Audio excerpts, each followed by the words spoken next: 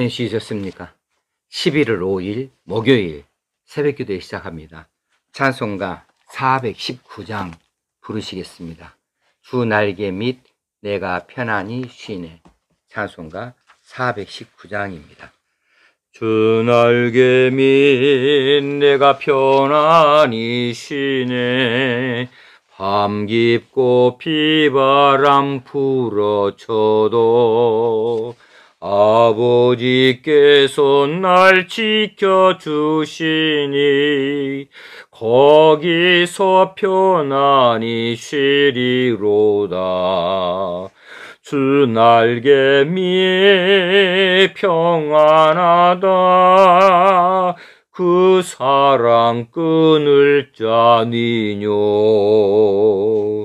주 날개 밑 내 쉬는 영혼 영원히 거기서 살리. 주 날개 밑 나의 피난처 되니 거기서 쉬기를 원하노라.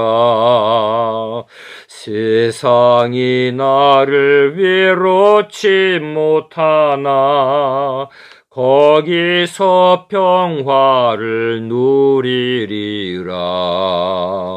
주 날개 밑 평안하다. 그 사랑 끊을 자니뇨. 주 날개 밑 내 쉬는 영혼 영원히 거기서 살리. 주 날개 밑 참된 기쁨이 있네. 고달픈 세상 길 가는 동안 나 거기 숨어 돌보심을 받고 영원한 안식을 얻으리라. 주 날개 밑 평안하다. 그 사랑 끊을 자니뇨. 주 날개 밑 내 쉬는 영혼 영원히 거기서 살리. 존귀하신 하나님 아버지, 목요일 새벽 미명에 저희들을 하나님 앞에 있게 하시니 감사합니다. 오늘 또 하루를 하나님의 영광을 위하여 사달에 드릴 수 있게 하시고 오늘 또 성령의 인도함을 받기를 간절히 원합니다. 오늘 또 말씀으로 승리하는 삶이 되어줄 수 있기 원합니다. 시험에 들지 않게 하시고 유혹에 우리가 자유롭게 하여 주시옵소서. 우리 하나님이 늘 우리를 지키시고 도우실 줄로 믿습니다. 오늘 이 시간에도 말씀하여 주셔서 우리 자신들을 잘 돌아보게 하시고 부족한 부분들을 채우게 하시고 없는 것들은 있도록 우리 하나님께서 복을 내리워 주시옵소서. 잘못된 것은 고쳐갈 수 있도록 복을 내리워 주옵소서. 예수님의 이름으로 기도드리옵나이다. 아멘. 하나님 말씀 사무엘하 2장 1절에서 7절까지 말씀 함께 읽겠습니다. 2장 1절에서 7절입니다. 그 후에 다윗이 여호와께 여쭈아뢰되 내가 유다 한 성읍으로 올라가리이까. 여호와께서 이르시되 올라가라. 다윗이 아뢰되 어디로 가리이까. 이르시되 헤브론으로 갈지니라. 다윗이 그의 두 아내 이스라엘 여인 아히노암과 갈멜 사람 나발의 아내였던 아비가일을 데리고 그리로 올라갈 때에 또 자기와 함께한 추종자들과 그들의 가족들을 다윗이 다 데리고 올라가서 헤브론 각 성읍에 살게 하니라. 유다 사람들이 와서 거기서 다윗에게 기름을 부어 유다 족속의 왕으로 삼았더라. 어떤 사람이 다윗에게 말하여 이르되 사울을 장사한 사람은 길르앗 야베스 사람들이니이다 하매 다윗이 길르앗 야베스 사람들에게 전령들을 보내 그들에게 이르되 너희가 너희 주 사울에게 이처럼 은혜를 베풀어 그를 장사하였으니 여호와께 복을 받을지어다. 너희가 이 일을 하였으니 이제 여호와께서 은혜와 진리로 너희에게 베푸시기를 원하고 나도 이 선한 일을 너희에게 갚으리니 이제 너희는 손을 강하게 하고 담대히 할지어다. 너희 주 사울이 죽었고 또 유다 족속이 내게 기름을 부어 그들의 왕으로 삼았음이니라 하니라. 아멘. 사울이 죽은 다음에 다윗은 이제 더 이상 블레셋 지방에 있을 필요가 없지요. 이제 망명 생활을 접고 귀국해야 하지요. 이것은 지극히 당연한 일입니다. 그런데 다윗은 지금 이처럼 자기를 해치고자 하는 자, 방해하는 자 이들이 이제 사라졌고 이제 다윗의 시대가 되어졌어요. 이제는 다윗 앞이 승승장구 좋은 때를 만났습니다. 그럼에도 다윗은 지금 이런 때에 하나님께 나아갑니다. 하나님 뜻을 묻고자 합니다. 도국으로 돌아가고자 하면서 먼저 하나님 뜻을 알고자 해요. 지극히 당연한 일인 것 같은데도 불구하고 내가 유다 한 성읍으로 올라가리까 이렇게 겸손하게 하나님 앞에 묻고 있습니다. 다윗은 이제 하나님께 어디로 올라가겠다 이렇게 말하는 것이 아니에요. 그냥 내가 올라가리까 아니면 여기 그대로 머무리까 그 가부만 하나님께 여쭙고 있는데 그 다음에 또 올라가라 이야기를 듣고 나서 어디로 가리까 하고 여쭙고 있는 것은 다윗이 어느 곳으로 가겠다고 마음의 결정을 해놓고 하는 이야기가 결코 아닌 것을 보여주고 있습니다. 그때 하나님께서 헤브론으로 갈지니라 이렇게 말씀해 주신 것을 보면 다윗은 하나님이 지시하신 곳이라고 한다면 유다 어느 곳이라도 가겠다 이렇게 순종의 마음을 처음부터 품고 기도를 했던 것이고 하나님 뜻을 물었던 것으로 우리가 이해할 수가 있겠습니다. 우리가 이처럼 다윗처럼 그렇게 하나님 뜻을 물어봐야 돼요. 무슨 일이든지 언제든지 우리가 하나님 뜻을 묻고 시작하면 실패할 일이 없어요. 순종할 마음을 품고 하나님께 묻는다고 한다면 그러면 하나님께서 어떤 지시를 하시든지 그대로 따르게 되어지는 거죠. 그런데 순종할 마음이 없이 하나님 뜻을 묻는다 그러면 어쩔 때는 거기에 미치지 못하는 경우도 생기기 마련이거든요. 항상 기도할 때에 하나님 뜻을 구할 때에 순종할 마음을 먼저 품어야 됩니다.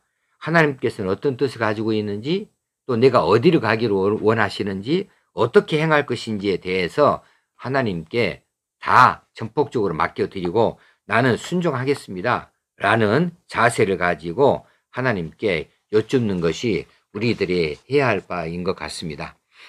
그리고 3절에 보면 다윗이 헤브론으로 올라갈 때 자기 가족 데리고 가는 것은 당연한 일이죠. 그런데 자기를 그동안에 추종했던 자들과 그 가족들을 데리고 올라갑니다. 이것도 당연한 듯이 보여지기는 하는데 그런데 이 시대에는 또 그렇지 않는 경우가 너무 많으니까 이것도 이 시대 우리를 돌아봐야 할 일들입니다. 다윗이 이제 피난살이를 할 때 특히 시글락 블레셋 시글락 지방에 있을 때에 이제 다윗을 추종하던 사람들 600명씩이나 몰려왔는데 이들이 다윗과 동고동락을 했었습니다. 다윗이 힘들 때 같이 힘들었던 자들이에요. 다윗을 위해서라고 한다면 자기 생명도 아끼지 않은 사람들이었습니다. 그런데 다윗은 이들을 그대로 기억했어요. 신의를 지켰습니다. 그래서 이제 다윗이 올라가고자 하는 헤브론으로 그들을 데리고 함께 올라가고 있는 거지요. 지금 이 시대에 보면 세상에서는 자기를 도왔던 사람들을 어느 날 헌신자 버리듯이 버리는 사람들도 더러 있더라고요.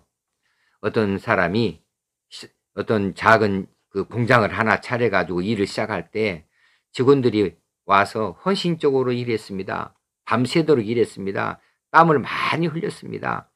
월급도 적게 받았습니다. 그런 수고를 통해서 이 공장이 이제 나중에 큰 회사로 성장하게 되어졌어요. 그래서 이제 이 초창기에 수고한 이들을 이제 승진도 시키고 월급도 더 많이 주고 그들을 우대해 줘야 되는 것인데, 그렇게 보답하겠다고 약속했던 그 약속은 다 이제 잊어버리고 사장이 자기 실속만 차리고 또 이 사람들을 잊어버린다.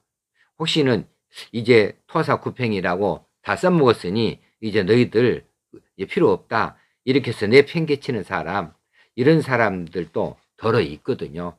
세상은 그래요. 세상은 그렇게 이기주의로 살아가는 사람도 많이 있습니다. 그러나 우리가 기억하십시다. 어려웠을 때 돈 받았던 거, 이건 특히나 우리가 반드시 기억해야 될 일입니다. 하나님께서 그들을 붙여주셔서 내가 그 어려운 지경을 잘 견뎌낼 수 있었어요. 그리고 오늘의 나를 이룰 수가 있었어요. 그러니 어려웠을 때 내 곁에서 나에게 도움을 주었던 사람들, 내게 은혜를 베풀어 주었던 사람들, 이 사람들을 결코 잊어서는 안 돼요. 그들을 결코 배신해서는 안 돼요. 신의를 지켜야 된다, 그 말입니다. 이들을 우리가 배신하고 이들의 그들에게 신을 지키지 아니한다고 한다면 우리가 어떻게 하나님께로부터 우리가 도움을 얻을 수가 있고 하나님 앞에 우리가 버리움을 받지 아니하고 우리를 지켜나갈 수가 있겠습니까? 다윗은 자신이 어려웠을 때에 자신과 함께 있었던 이 추종자들을 결코 모른 채 하지 아니하였습니다. 헤브론으로 데리고 갔다 가는 거죠. 그런 다음에 나중에 자신이 왕이 되어졌을 때에 그 왕국의 신하로 이들을 등용하기도 했습니다. 다윗 참 멋진 사람입니다. 우리도 이렇게 멋진 사람 되어지십시다. 신의를 지키는 사람 되어지자고요. 오늘 기도할 때에 내게 은혜 베풀어 줬던 사람이 누구인가? 내가 힘들고 어려웠을 때에 내게 도움을 줬던 사람들이 누구인가? 나는 그 사람을 어떻게 대하고 있고 그 사람에 대하여서 어떤 마음을 가지고 있는가? 잘 생각해 보시면서 기도할 수 있는 시간이 되면 좋겠습니다. 그리고 5절 이하에 보게 되어지면 또 신이 있는 사람들을 또 한 번 우리에게 보여주고 있습니다. 바로 길르앗 야베스 사람들이죠. 이들이 이제 사울의 사울 아들의 시신들을 찾아다가 이제 정중히 장례를 치러준 사람들이죠. 우리가 1장에서 이미 살핀 바가 있습니다. 블레셋까지 이들은 그 먼 거리를 쫓아 올라왔습니다. 목숨 걸고 그들이 블레셋 중심부까지 와서 이제 사울의 아들들의 시신을 거두었습니다. 그리고 이제 길르앗으로 가서 정중히 화장을 하고 장례를 치러 주었죠. 이들이 왜 사울에게 이처럼 선한 일을 했을까? 사울에게서 40년 전에 사울에게서 받은 은혜가 있었거든요. 사울이 왕으로 추대되어졌는데 아직 공식적으로 이제 즉위식을 갖지 못했을 때 일이에요. 그때에 암몬 족속이 길르앗 야베스 지방을 습격해 왔습니다. 그리고 포위를 했어요. 그때 암몬 왕이었던 나하스는 길르앗 야베스인들을 살려주는 대신 평화조약을 맺으면서 그 모든 이 야베스인들의 오른쪽 눈을 다 빼라고 강요를 했어요. 이런 치욕, 이 수치스러운 일들을 당하게 되어졌을 때에 이제 사울이 군대를 일으켜서 올라가 가지고 그들을 구해준 과거가 있었습니다. 사울의 은혜를 길르앗 야베스인들이 40년 동안씩이나 잊지 아니하고 있다가 사울이 전쟁에서 이제 죽게 되어졌고 그 시신을 블레셋에서 치욕스럽게 걸려있다는 소문을 듣고 이처럼 그들이 목숨 걸고 쫓아와서 시신을 찾아내고 장례를 치러준 것이죠. 자, 이것도 선행입니다. 이것도 신의를 지킨 것입니다. 자, 다윗은 그 길르앗 야베스 사람들의 선행과 신의를 칭찬하고 그리고 복을 빌어주고 있습니다. 그리고 이제 이 사울 왕에 따르고 사울 왕을 흠모하고 사울 왕에게 선행을 베풀었던 일로 인하여서 이제 혹시나 다윗에게서 무슨 보복이나 당하지 아니할까 이렇게 마음이 긴장하고 있는 그들을 향하여서 다윗은 그렇게 말하지요. 나도 이 선한 일에 이 일을 너희에게 갚겠다. 이제는 너희 손을 강하게 하고 담대히 할지어다. 자, 너희들이 따르던 사울이 죽었고 유다 족속이 나 다윗에게 기름을 부어서 왕으로 삼았다고 해서 너희들 그렇게 기죽고 살지 말아라. 너희 손을 강하게 하고 담대히 해라. 나는 그렇게 너희들 선한 일을 너희들에게 갚겠다. 이렇게 신의를 이야기해 주고 있습니다. 그렇습니다. 은혜나 이 선행은 반드시 사라지지 않습니다. 없어져 버리지 않습니다. 이것은 반드시 돌아옵니다. 보답이라고 하는 이름으로 반드시 돌아오게 되어져 있어요. 우리가 잘 아는 대로 심은 대로 거둔다. 자, 심었으면 때가 되면 열매를 거두게 되는 법이 있지요. 그리고 우리가 신의에 대해서 오늘 다시 한번 생각해 보고 기도하는 시간을 가졌으면 좋겠습니다. 기도하십시다. 하나님 아버지 은혜와 사랑을 감사합니다. 오늘 또 새벽에 우리를 향하여 이 말씀을 들려주시니 이 말씀을 가슴속 깊이 새기는 저희들 되게 하시고 지켜가는 저희들 다 되게 하여 주시옵소서. 우리 주님 예수님 이름으로 기도드리옵나이다. 아멘. 하늘에 계신 우리 아버지여 이름이 거룩히 여김을 받으시오며 나라 임하옵시며 뜻이 하늘에서 이룬 것 같이 땅에서도 이루어지이다. 오늘날 우리에게 일용할 양식을 주옵시고 우리가 우리에게 죄 지은 자를 사하여 준 것 같이 우리의 죄를 사하여 주옵시고 우리를 시험에 들게 하지 마옵시고 다만 악에서 구하옵소서. 저에게 나라와 권세와 영광이 아버지께 영원히 있사옵나이다. 아멘. 오늘도 승리하십시다. 오늘도 귀한 날 좋은 날 되어지기를 축복합니다.